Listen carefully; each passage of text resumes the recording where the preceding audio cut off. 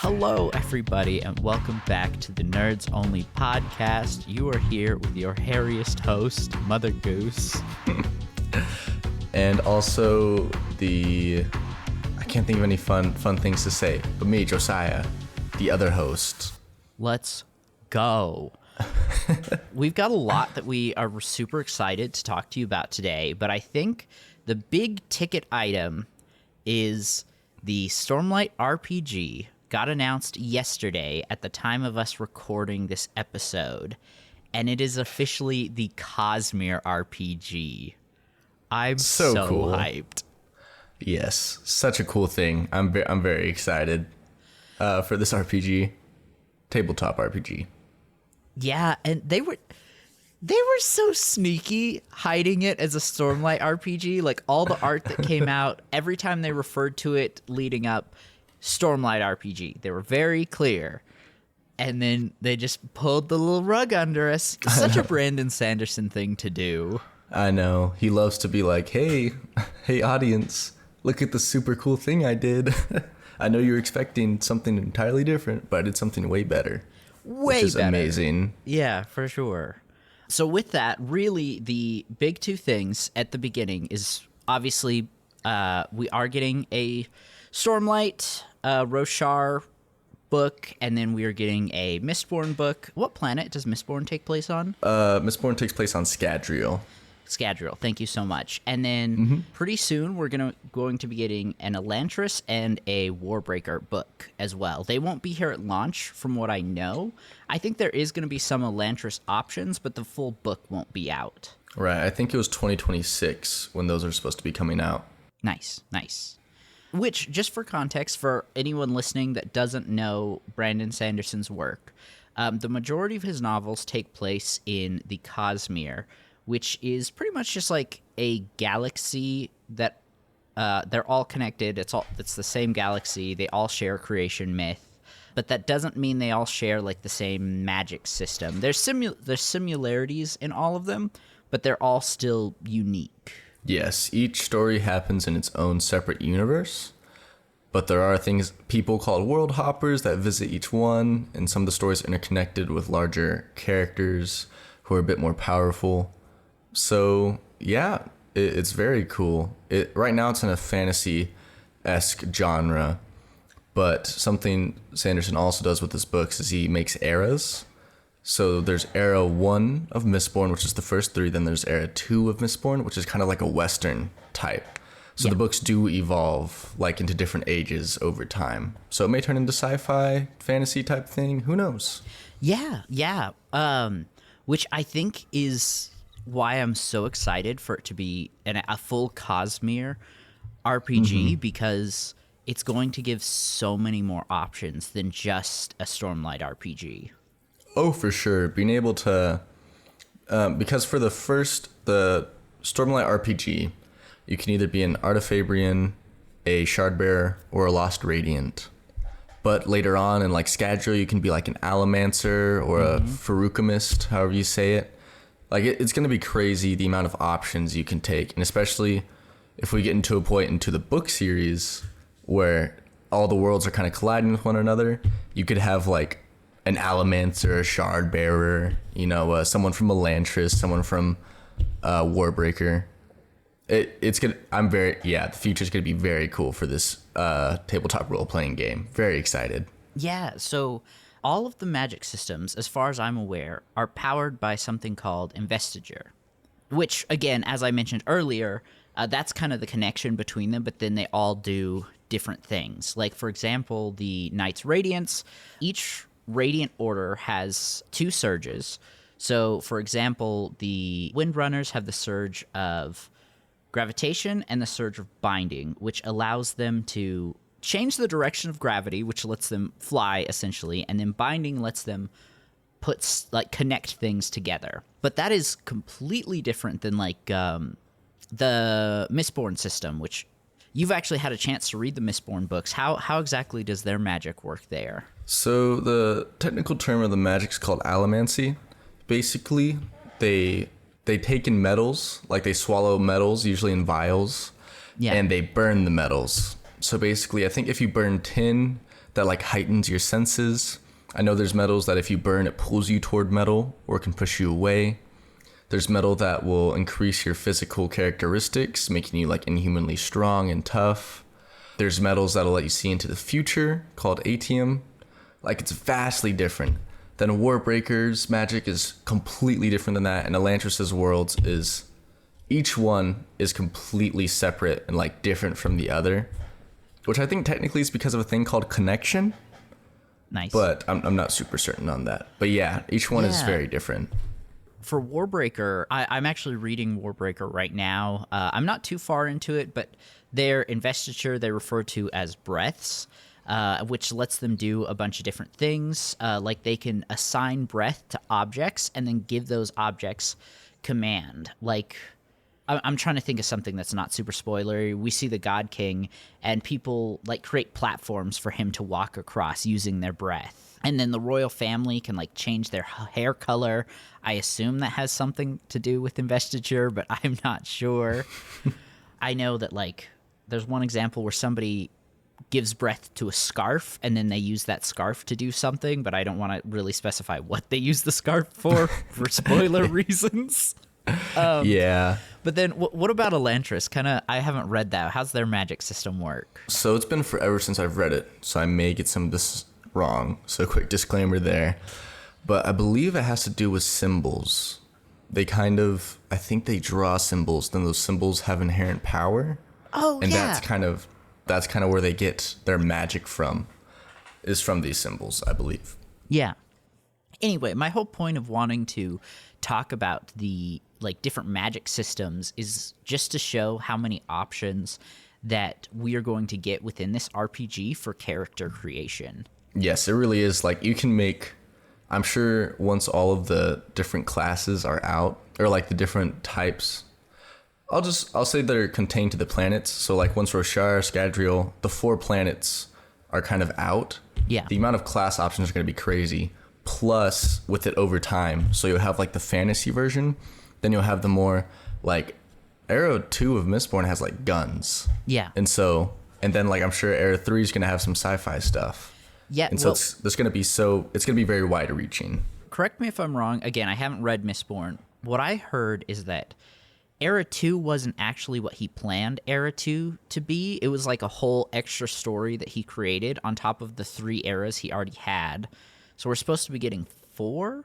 So it's fantasy, Western, and then I think from what I heard, Era 3 was supposed to be like a Cold War time-wise version for this world, and then finally our sci-fi one. But I definitely could be wrong on that. No, you're correct. There are supposed to be 4 eras of Mistborn. I did not know that about Era 2, though. Yeah, but that makes sense. Your mom told me about that pretty recently. We were talking about Mistborn. Yeah, that actually makes a lot of sense. So yeah, I mean, there are 4 eras, which all are going to have different types of abilities and ways they interact with things. Because as we've seen with Era 2, like the magic system from Era 1 has evolved. Like there's new beings, and it's very cool. Very cool. Nice. Which it kind of reminds me of like Pathfinder Starfinder, where one's a fantasy, one is a sci-fi RPG book. They have a lot of similarities, but from what I've seen, it doesn't really appear that you could like, let's say you're an elf in Pathfinder and you want to do like a big jump and switch to Starfinder. So there's a technological jump in your story.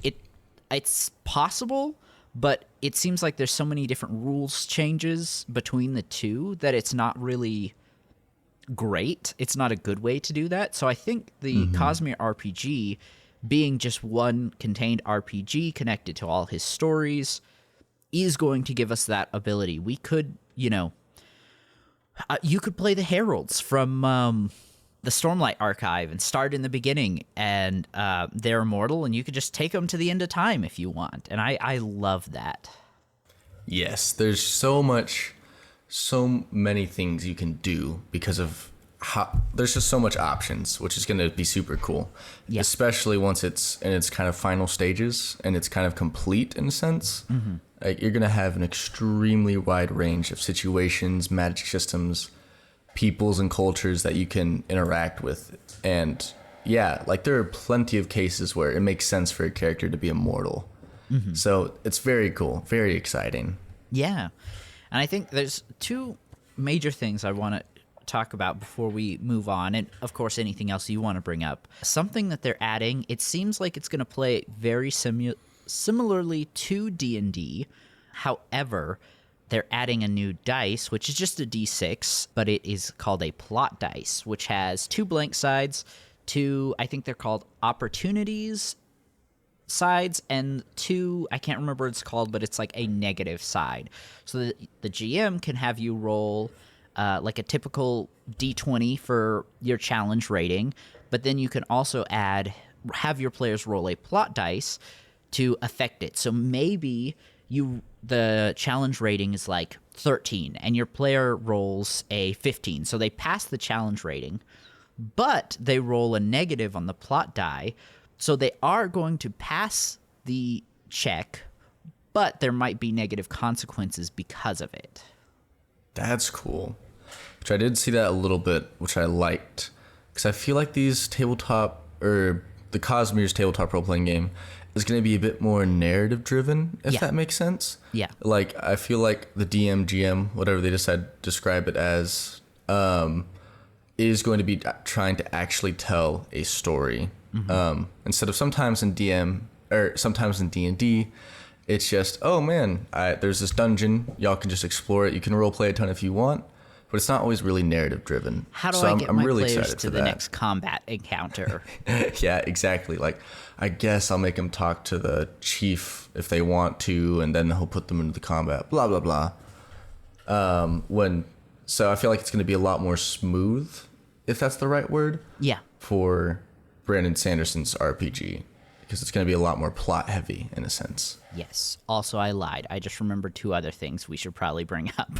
I'm so sorry. No worries. No worries. You brought up plot relevance. I think this is a good point to discuss the fact that they are making adventure books like D&D has, but these books are going to be canon to the Cosmere. I know, I'm still confused on how that works, because the best thing about tabletop role-playing games is player agency. So, I'm sure they just mean canon, and that, like, oh, these characters and places actually exist within the universe. But it's a little, we'll see. I'm curious, because it's kind of like, I feel like if the players do something bad or wrong and things go off board, like, I don't know. I'm just confused a little bit.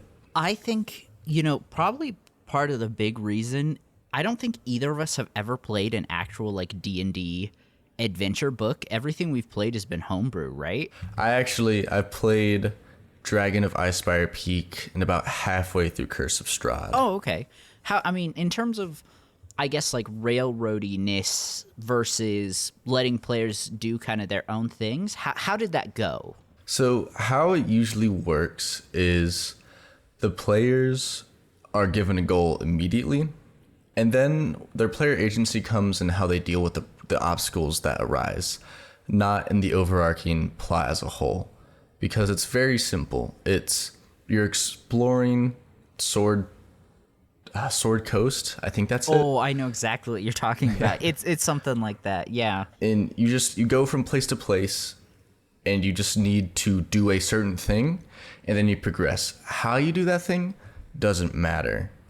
So in that regard, there's just not much story, if that makes sense. Curse of Strahd felt like there was a lot more of a narrative there, but at the same time, like, your players could decide to try and join Strahd, which Strahd would never do that, and then they would die. Yeah. It's just a little difficult, because within these pre-built or these campaigns, Dragons of Icespire's Peak, your players usually don't try to do anything crazy because they're too inexperienced to try and, they're like, oh, there's a dragon, obviously we just gotta kill the dragon. Yeah. Well, later on, once they're a little bit more experienced, they're like, oh, can I try and tame the dragon? Oh, can I just turn the dragon into a werewolf instead that loves me? Or something. Right. And then with Strahd and the more complex campaigns, it kind of landlocks you. Like Strahd happens in a demi-plane where your players literally cannot leave until they kill Strahd. Gotcha. So, anywho, that's to answer your question about how they're kind of run. Thank you. I'd never played an actual adventure book, but I'm guessing that's probably how these Cosmere adventure books will go, because I know they've said that. Sorry, it's Brandon Sanderson, and I believe the company is Brotherwise Games. If I'm wrong, I will make sure and make a correction note in the description. They've said that at least the Stormlight book is connected to book 5, like a lead up to book 5. That's cool. So I think you're right. I think we're going to meet characters in the Cosmere RPG that maybe haven't been introduced in the previous, technically 4 books, but really there's 6 if you count the novellas. Right. But we'll meet characters that haven't been introduced yet that may play a bigger role in book 5. And I'm guessing it probably will be a little more railroady. Yes. I think... Or go ahead. Sorry, I was just going to say, which I think is okay for a adventure book. It's not a homebrew story. I really think the point of adventure books, mainly, especially in like Dungeons and Dragons, and hopefully in the Cosmere role-playing games too, it's kind of more of just inspiration until you can get familiar with the game, if that makes sense. Yeah. Like Curse of Strahd was really cool. But it was mainly, I played it and I understood how D&D was supposed to work better from it. Mm-hmm. Which I know there's some players who want just a very simple D&D story where their DM could read stuff off the book. But I think D&D really shines when it is homebrewed. And people make up all these cool ideas from kind of the wide scope that D&D offers. Yeah. And so I agree with you that the adventure book's probably going to be landlocked or plot locked somehow to where the characters are forced to make certain decisions in order to survive. But I'm really hoping there's like room for homebrew and creating your own adventures within these worlds. Yeah, I think so. And I think, I could even see GMs creating their own worlds and magic systems for players to visit. Really, all they need to know is that magic can work however you want it as long as it's powered by investiture. Right. That's pretty much it. Do what you want. Honestly, create what you want. Honestly, there's, at least right now, it's very ambiguous where some of the shards are. Yeah. Which shards, trying not to get too huge into spoilers, shards are just basically the gods of the Cosmere. Mm-hmm. And there's only been like 6 or 7 of them, I think, that have been actually key players in the story. Right. And there's 17 of them. So there's still like, which again, I'm not sure how much they actually play into it, but I do know that they kind of shape the worlds that these characters are on in the books. Mm-hmm. So I'm curious as to if there's going to be some way to where you're a quote unquote shard that's created a world, or in other words, like you said, it's like, oh, the shard of blah, blah, blah was here and created this planet with this intricate magic system that you've come to explore from Roshar. Your band of world hoppers from different planets come to explore this new and vast place. Hear me out. The GM plays the shard. I could totally see that. I love that. Okay, and just kind of moving us forward, we don't have to get into this a lot because I don't know exactly how it's going to work, but it does appear that multi-classing and switching between classes is going to be really easy, which I'm really glad. I think that gives players more options. And that makes sense lore-wise. And I think I've never been much of a multi-classer, but I do see like the very clear benefits in switching classes and mixing them together. There's a lot of cool stuff that people can do. And I'm glad that they're giving that kind of range for the game for people to play around with. Yeah. And last thing I want to talk about is the price of it. We kind of talked about it in our group chat. This is a really expensive RPG. You want to hear something crazy, though? In the first 3 hours, their goal was 250,000. Mm-hmm. I think they had made 1.1 million. Yeah. It was crazy. Yeah, which actually, currently, I can check that right now, how much they've made. Mm-hmm. Yeah, okay. It's over 2,000% completed. They're already over 5 million right now. Oh my, the support for this game is just overwhelming. Mm-hmm. Like, if they didn't have funding before, they definitely have it now, you know? Yeah. But yes, it was kind of, my friend was like, oh, look, it's out. And I looked and I was like, I can't afford this. I know. What? You think I have the money for this, Brandon Sanderson? The digital only version. Oh, wait, no, sorry. The e-reader version, which is just the lore books. This isn't even play books, just for people who want extended lore. $60. I know. Which I feel like I understand where they might be coming from, because launching this, I'm sure they didn't know kind of how the audience would take it. You're right. You know, so they're like, oh, we have to make it expensive so the people that are the diehard fans, when they buy it, we get enough money. Yeah.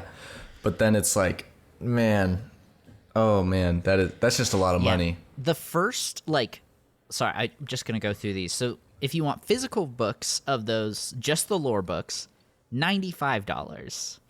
The first option for somebody who just wants to play, $195.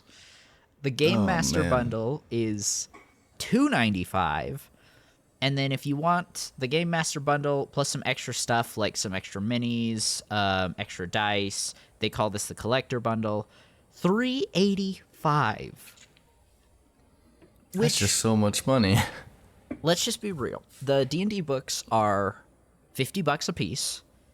Mm-hmm. For that price, you could get 8 books, which is nowhere near completing your collection. So, compared to other RPGs, I feel like it's not crazy expensive, but just looking at people and say, hey, we want you to put in if you want to just be a player, you're looking at $100 investment right off the bat. If you want to be a GM, you're looking at a $200 investment right off the bat. It seems like a lot. Yes, and I think there might have been a way to buy singular books.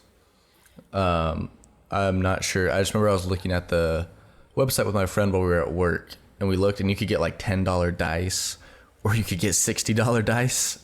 Yeah, go ahead. Sorry, you can pledge $1 to it just to support it without getting anything, or there's an add-ons only option where you could go through and kind of customize just what you were wanting, sorry, just what you were talking about. Yeah. So I don't know if that's an option for if someone's like, I just want the bare bones rules book. I can make my own world in here and stuff like that. Yes, I'm looking through right now. Mm-hmm. So if that's an option, that'll make it a little bit better. But definitely if it's you have to get the books in a bundle, because the GM's bundle comes with the GM screen, some dice, all the books. It's just a lot that's not necessarily necessary. You know, I'm a dice goblin. I already have a ton of dice. I already have a DM screen, stuff like that. So if you go, I'm looking through. If you go to add-ons, you can select just the specific books you want. So you can buy just the Stormlight Handbook if you want for $50, or just the Stormlight World Guide for $50. Or they have a Roshar pack, which comes with all 3 books, the World Guide, the Handbook, and the First Adventure book. And they have a Scadrial pack, World Guide, Handbook, and Legacy Adventure for Mistborn. And both of those are $120. So that seems a little better if you just want to get the books. Mm-hmm. Which go ahead. Oh, sorry. I mean, you'd be paying that for D&D or Pathfinder anyway.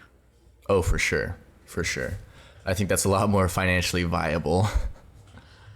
Just getting just the bare bones books. So I appreciate that they have that as an option. Yeah, for sure. For sure. Well, I think that's everything that I wanted to talk about in terms of Stormlight RPG, Cosmere RPG. Is there anything else you wanted to bring up about it before we move on? I don't think so. I think the only thing I'll say is I'm very excited to see what they do and how they make it unique, other than just the plot die. Yeah. You know, I'm curious to see how they're going to describe certain aspects of the game. because we've both played Cyberpunk Red and Dungeons and Dragons, Yeah. and they both have different kind of point systems of like charisma is cool in Cyberpunk Red, stuff like that. I'm just really curious to see what they do for that type of things for the point stats for the characters. Yeah. I watched a demonstration on people actually playing it. It was super scripted, so it was a little awkward, but it did give us a good insight on how it would look. And they did have persuasion. I think there was maybe a deception roll, so it seems like it's going to be a little more similar to D&D, but I mean the clip wasn't long enough for us to get like a full look into it. That's very cool. I'm very excited. I love the D&D's point system for the most part. Yeah. Or stat system. So I'm really excited for it. Yeah, same.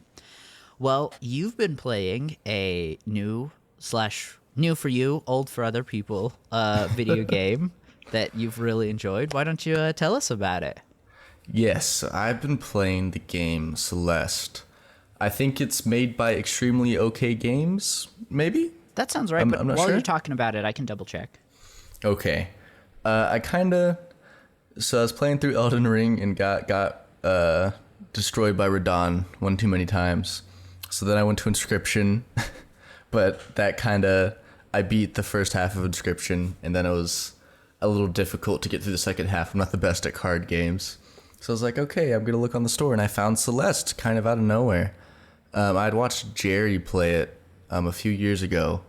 Remember, it was kind of this like platformer, and I was like, simple platformer sounds really nice. And so that's how I kind of came to know the game, just kind of out of nowhere, looking through the Xbox store. Yeah, which I know you said simple platformer, but from what I've heard, isn't it like stupidly difficult? Yes, when I say, I guess simple platformer is just like the level when I say simple, I just mean like the controls are simple. But the level designs are so cool. Oh my goodness, I love the level designs, and it's definitely extremely difficult. Just it's difficult in that you don't need to like learn a new technique. You just need to keep trying. Like the whole point is if you don't give up, you're gonna get it. Or at least that's how I've played it, and it works. Yeah. So when I say simple, I guess I just mean like, because to beat Radon, I had to go like find more items to level up. Well, I guess I don't need to, but it would make it easier or better. Yeah. But with Celeste, it's kind of just like you don't need to go find a new item. It's just you kind of got to get good, which is also why I loved Sekiro.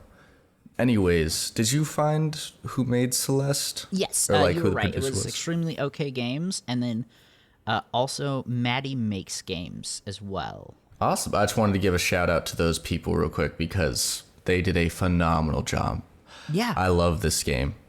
Yeah. And also, go ahead. I've played, just for context, I have played the first couple levels. I really enjoyed what I played, but I feel like for me, I've got to be in the right mindset to get into a more adventure-y Metroidvania platformer like Celeste or the Mario games. I mean, again, they're very different, but I really enjoy like combat platformers. Dusk and Elysium Tale is one of my favorite.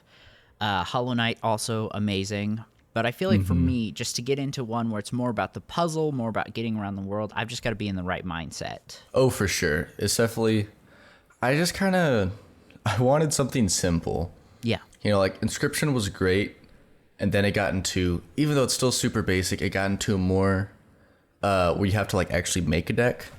And I wasn't in kind of like at that headspace to like... I don't really want to try and work out these stats and how to mesh things together or try to get the synergy. Yeah. And so Celeste was perfect because it is really just you keep climbing the mountain. That's it. You only explore if you want to. Like there's these things called strawberries that you could try to get, but there's literally no reason to get them other than the fact you just want to collect them, which is so nice. So it was just beat the level, which was extremely refreshing because a lot of games nowadays, this isn't a bad thing at all. It's just a lot of games nowadays are super complicated and convoluted in their plot structure and progressing through the game. You have to do this, got to get these skills. There's a giant skill tree. which again can be really cool. It's just sometimes it's like, oh my goodness, I just want to play a simpler game, if that makes sense. Yeah, for sure. So, for sure. And last thing, I really want to give a big thank you to Lena Rain, who made the Celeste soundtrack. Ooh, this soundtrack is so good. I have been listening to every song nonstop in my car, everywhere I drive. I love this soundtrack so much. But that's all like the quote unquote shout outs, like they're gonna listen to the podcast. Hey, they might. They might. Yeah, Lena Rain, if you're listening, I love your music. This is the best music ever. But so yesterday I told you that I'd like to talk about this game after we beat it. After I beat it. Turns out I wasn't at the last level, but I did it. I made it to the top of the mountain. Nice. But the story isn't over.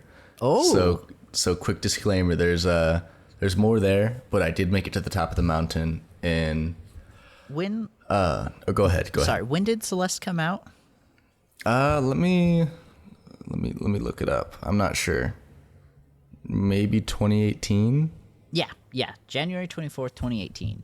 I think we're okay to give spoilers. The game's Yeah. the game is over 6 years old now, almost 6.5. Feel free to talk about what happens after, and like you were saying, if you don't want the ending of Celeste spoiled, quit listening now. Thanks for coming. You're great. Goodbye. You've been amazing audience members, but come back to it after you've beat it, because it is a amazing journey that I am very happy to have gone through.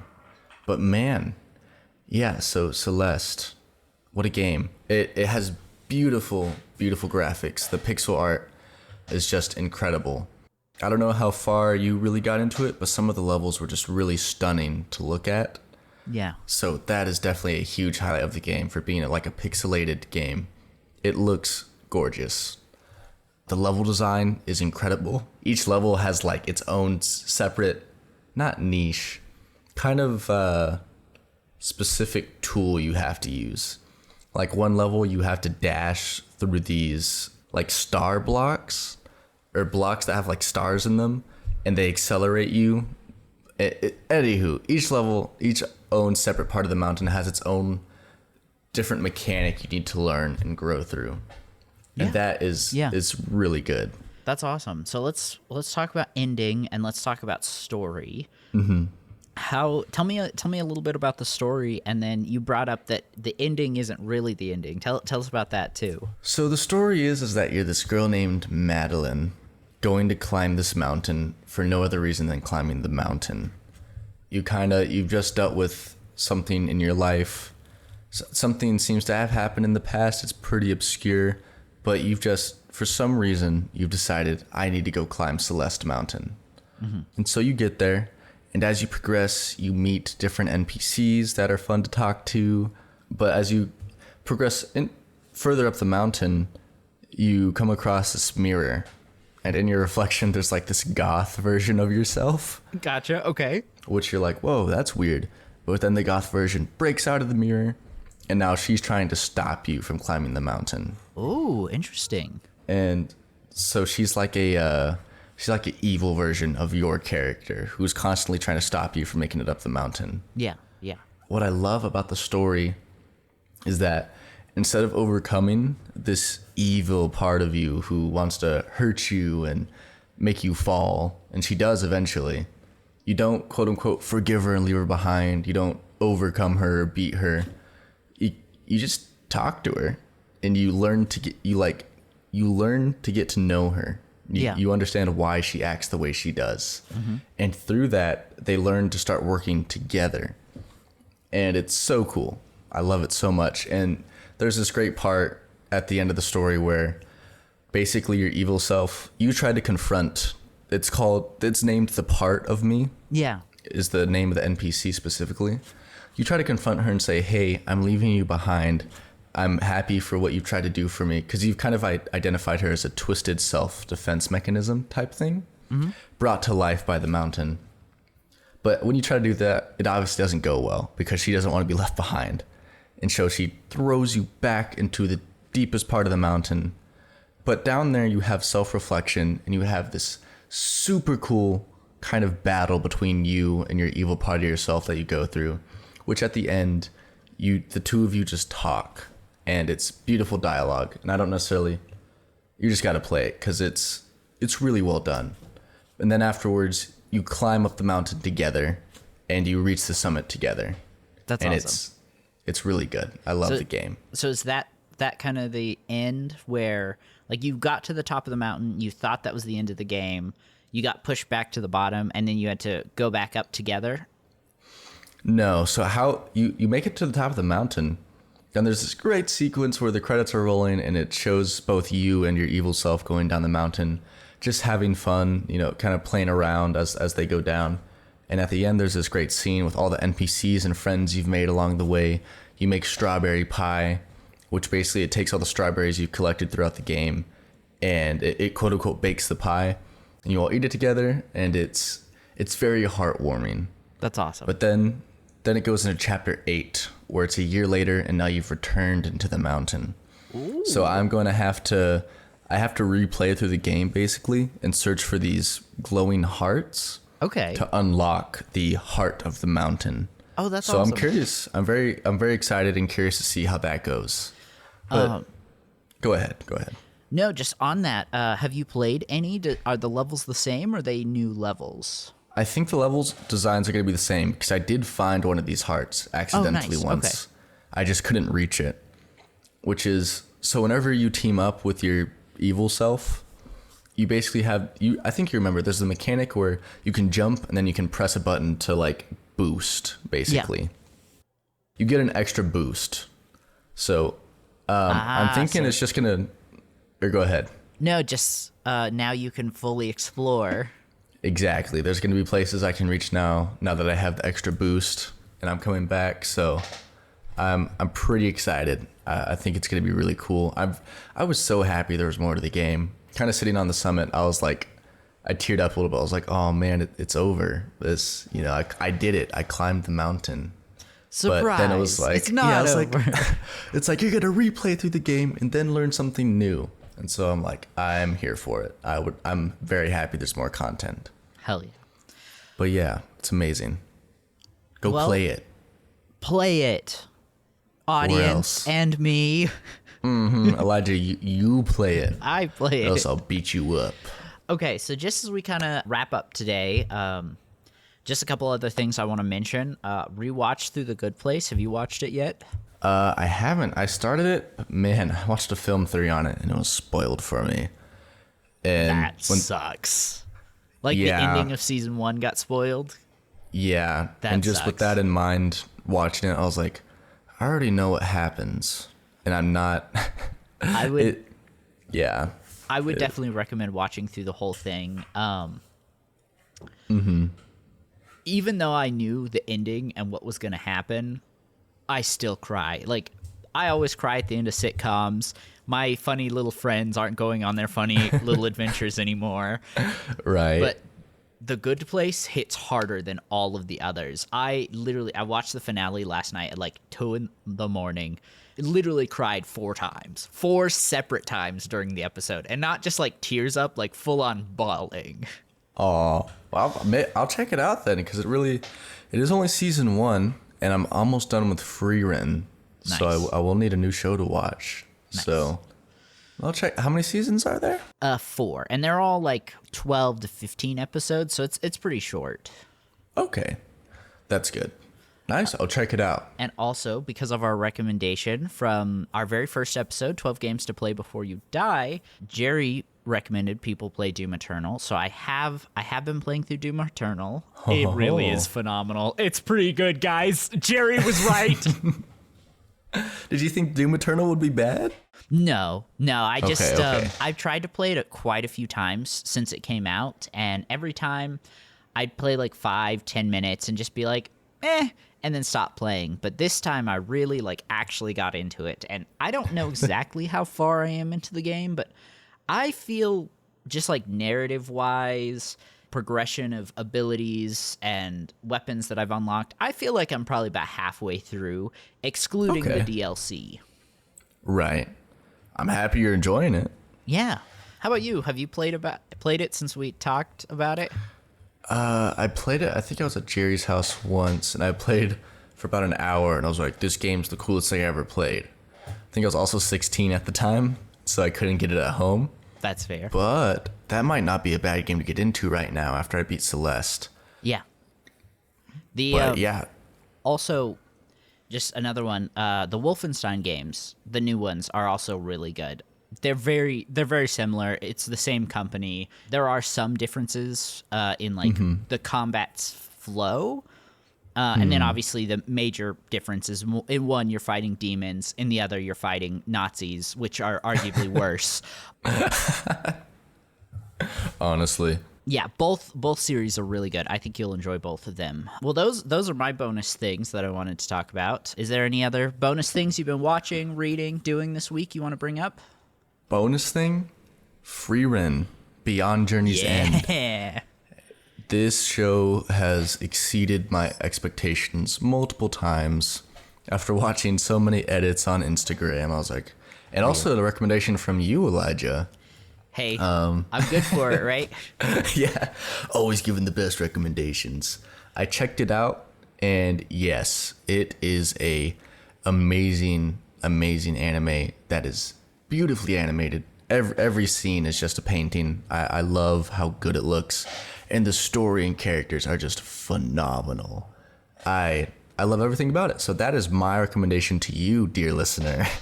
Yeah. Go watch that show, because it's only 24 episodes long, 20-minute episodes, and man, that story draws you in, and the characters are great, and it looks so pretty. Just go watch it.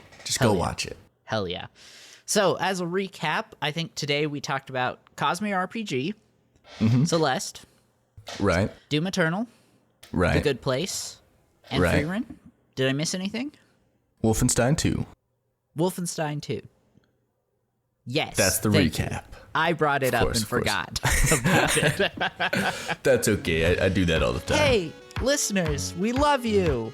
Platonically, love of course. Maybe. Goodbye. Goodbye. Have a great day.